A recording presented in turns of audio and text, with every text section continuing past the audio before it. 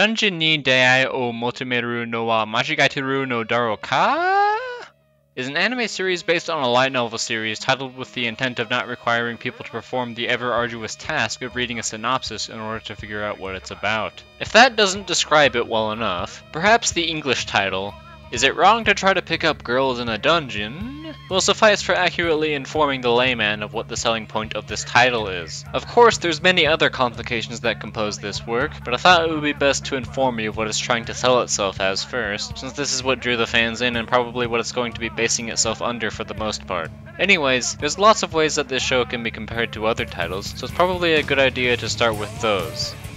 Dungeon ni Dai o Motomeru no wa Machigaiteru no Daro ka, better known as DanMachi, is one of the more recent installments in the trend of MMO world-based light novel anime adaptations. In other words, it takes after the horrendous monstrosity known as Sword Art Online in its setting, and DanMachi is much more similar to that title than Overlord or Log Horizon, two other MMO-based titles. The generalities of the premise itself and how it's presented already make it better than Sword Art Online in terms of conciseness and other basic categories. For one, there's no random time skips in DanMachi, meaning that the originating idea of the series is explored in a reasonable fashion and it doesn't skip around and do random crap that has absolutely nothing to do with the overarching story. Second, the protagonist of DanMachi is not obtusely overpowered for no reason. Although his aptitude takes leaps in progress, he still has to work from the bottom up and we get to see basically every rung of the ladder of that. Third, it doesn't feel like everyone but the protagonist is immensely stupid and the world actually feels like a functioning world for the most part.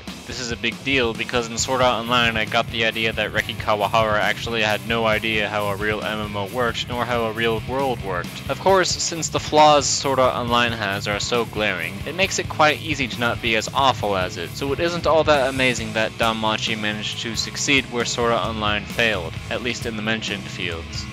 The show starts out with an appeal towards the idea that its title depicts by focusing on the pursuit of females.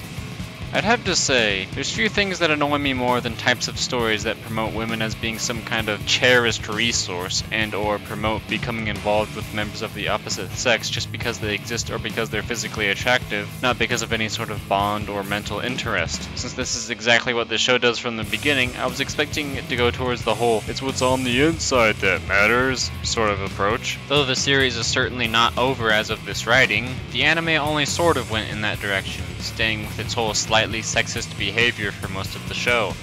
Also, it barely seems to follow the idea of its title at all. Throughout the show, Belle does virtually nothing in the actual pursuit of women. Rather, it's that most of the major female characters of the show are already infatuated with him without him even doing anything.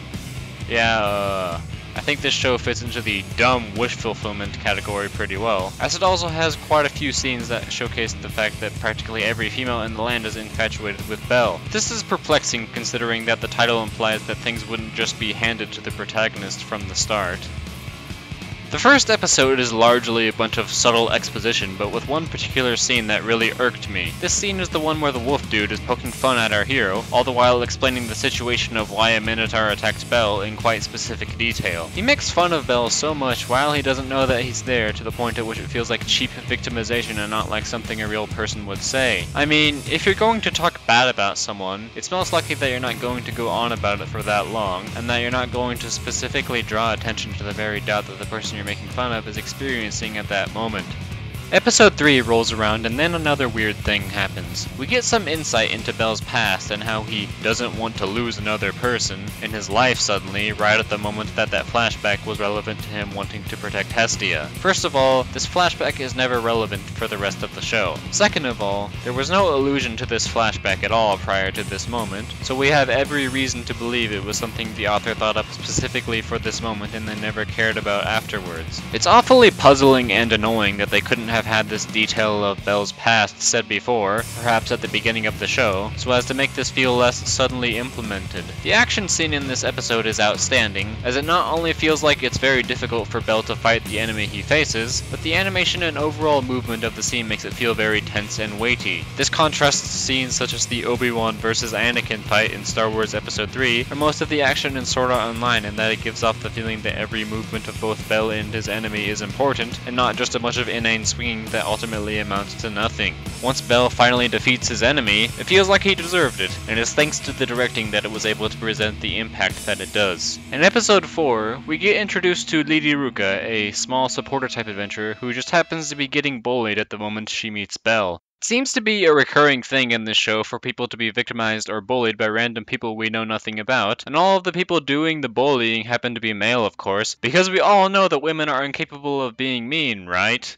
Something I gathered from the interactions between Bell and Lady Ruka is that Bell is extremely dense. This is because he has absolutely zero suspicion towards her despite the fact that she said nothing about her previously being bullied even when Bell brings it up in the conversation. His lack of suspicion remains even when he learns of Lady Ruka's supposedly mischievous heritage, so either Bell is an idiot or just completely oblivious. Furthermore, after he loses his knife, his first response is to conclude that he dropped it, and not at any moment does he even begin to consider the possibility that Lady Ruka, the only person that was around him in the past while, could have taken it. I know that suddenly concluding that she did it would have been silly, but the fact that he didn't even consider her guilt puts Bell's intelligence largely into question. Thankfully, after she steals his knife, Bell just happens to run into the waitresses at that bar as they're chasing after Lady Ruka because she had his knife. This is another recurring thing in the show, as characters just happen to run into each other at the right time despite the fact that the area is rather populous and large. This makes positioning and movement feel completely irrelevant in the world when the characters are just going to magically run into each other whenever the plot demands it, regardless of the logic behind it. Lady Ruka once again attempts to steal Bell's knife. There's quite a few puzzling things I noticed in this scene and the ones after. First, if Lady Ruka was already told before that Bell's knife had a negligible value, then why would she attempt to steal it again? Of course, she doesn't know that the knife only works for Bell, but she should have been able to at least infer that there was some prerequisite that had to be met in order for the knife to work. So given those details, she should have concluded that stealing his knife again was not worth it. Next, Lady Ruka set some things around Bell that caused nearby monsters to swarm in. This is the first example of the show's rather bad exposition. In this scene, as well as many other scenes, we know nothing about a certain mechanic or item before it is already being utilized. This is really odd because it feels like they placed no importance on explaining things in the world, and their explanations are left to be done very quickly as things are already happening. In this scene, we had no prior knowledge of these things that attract monsters, and the fact that they're just suddenly thrown in there feels very lazy and unnatural. A better way they could have done this would have been to have it explained just before or during its use during the earlier episodes or when Lady Ruka and Bell first met. This would preferably be done during a much more calm moment. This would make things feel more natural, and as if the audience isn't being excluded from an explanation of some kind. Next, Lady Ruka steals Bell's stuff using some kind of fishing pole. Once again, what the hell is the thing she used to do this? Second of all, it would be extremely difficult to land that precisely where she wanted it to unless it uses some kind of magic. Basically, this means that Lady Ruka is pulling off this extremely ridiculous plan using two things we've never heard of before, all the while using a tremendous amount of dexterity that we also never knew she had before. After this, Lady Ruka runs into those jerks again who were apparently tracking Bell and Lady Ruka this entire time. Then this thing occurs where she gets her stuff taken by another dude and then some other dudes take the stuff from that dude. Then the dudes who stole the stuff from the dude bait the killer ants in the area to come via a dying killer ant. Once again, they explain this stuff as it's happening and like the people involved are just realizing the fact that dying ants attract other ants for the first time. Realistically, both parties should already know this and would have no reason to explain this detail at this moment.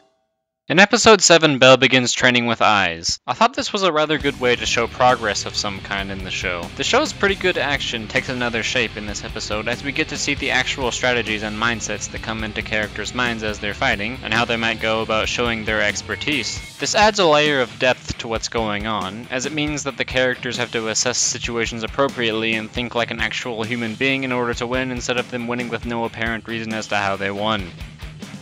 Episode 8 is comparable to Episode 3 in that it centers mostly on one engagement. Bell struggles with the Minotaur, and this brings up one of the show's few interesting points. Once again, Bell's in trouble and Eyes comes to his aid, but Bell refuses to be helped because he's tired of running away and not finishing things on his own terms. This is where we get to see him actually grow as a character, and this entire development hinges on things we saw earlier in the show, not some internal conflict that was just pulled out of nowhere like in Episode 3. Bell pours every ounce of his its persistence and ability into the next fight, and the way it's depicted certainly makes it feel that way, just like in episode 3. However, this time it felt more tense, possibly because there was more overall movement. I think I would be much more fond of this show if the entirety of it was like this episode, since a lot of the rest of it focuses on stupid fanservice or extremely trope-like developments that don't ultimately add anything. In episode 9, we finally meet the first male character, besides Belle, who isn't a complete asshole. This also means that he's the first major character other than Belle to not exist largely to create irrelevant sexual or romantic tension of some kind. When Welf is talking to Belle, he isn't there partially to titillate the audience, he's there simply to be another character who gives us another view of the world of DanMachi. The two also have somewhat interesting chemistry, as Welf seems to contrast Belle's general demeanor a lot of the time, meaning that Welf kind of leads the conversation around a lot. It isn't as if the chemistry between other characters and Belle is non-existent though, it's just that Welf does things in a much different manner than most of the other characters, and that's what makes him mildly interesting.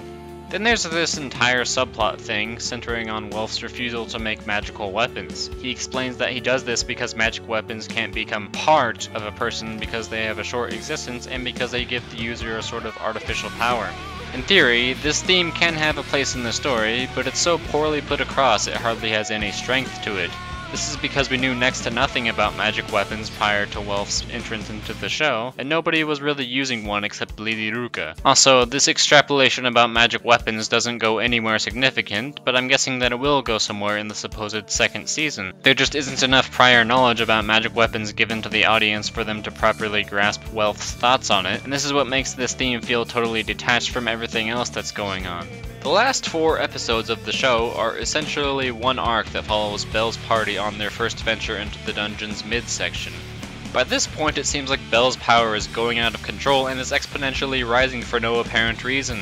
I mean, just a few episodes ago, he defeated one Minotaur. Now he's basically soloing entire amassments of enemies with just one cast of his firebolt. His progression was fine and felt at least somewhat reasonable until this part, where it appears that the show is just trying to continually one-up itself with more seemingly difficult engagements and more ridiculous ways that the protagonists handle things. Now the action is starting to lose a lot of its tension because Belle is beginning to become insanely overpowered. I believe it would have been better if it kept the same steady pace as the first 8 episodes instead of just going completely out of control for the last 4 episodes. Of course, they can make the engagements more seemingly difficult, but that also means that they should have made it seem more feasible as far as what the characters are actually strategizing in a fight, and not like Belle just suddenly got way stronger out of nowhere.